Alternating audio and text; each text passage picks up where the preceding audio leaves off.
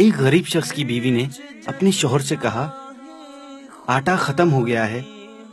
شوہر نے کہا تمہارے پاس کچھ ہے؟ بیوی نے کہا 50 روپے ہیں۔ شوہر نے کہا وہ 50 روپے مجھے دے دو اور ایک تھیلا بھی دے دو۔ شوہر 50 روپے اور تھیلا لے کر بازار میں کھانا خریدنے پہنچا تو وہاں ایک سائل آ گیا اور کہنے لگا اے اللہ کے بندے مجھے صدقہ دو۔ وہ شخص وہاں سے دوسری دکان پر چل پڑا۔ سائل اس کے پیچھے پیچھے وہاں بھی آ گیا اور کہا اے اللہ کے بندے مجھے صدقہ دو۔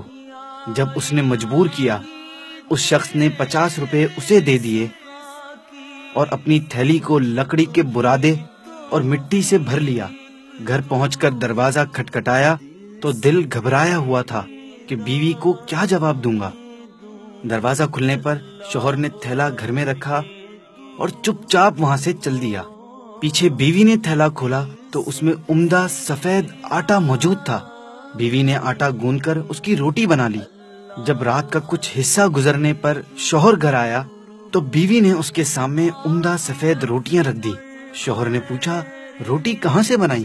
بیوی نے کہا اس آٹے سے جو آپ لائے تھے۔ یہ سن کر شوہر کھانا کھانے لگا مگر اس کی آنکھوں سے آنسو بہہ رہے تھے کہ اس کے رب کے کتنے احسان ہیں کہ ہم اس کی راہ میں کچھ خرچ کریں تو وہ ہمیں کتنی جلدی اور کتنا عمدہ اور کتنا زیادہ کر کے لوٹاتا ہے۔ حدیث پاک کا ارشاد ہے صدقہ کر کے اپنے اور اپنے رب کے درمیان تعلق پیدا کرو، تمہیں رزق دیا جائے گا، تمہاری مدد بھی کی جائے گی اور تمہارے نقصان کی تلافی بھی کی جائے گی۔ اللہ پاک ہمیں اس کی راہ میں صدقہ کرنے کی توفیق عطا فرمائے، آمین۔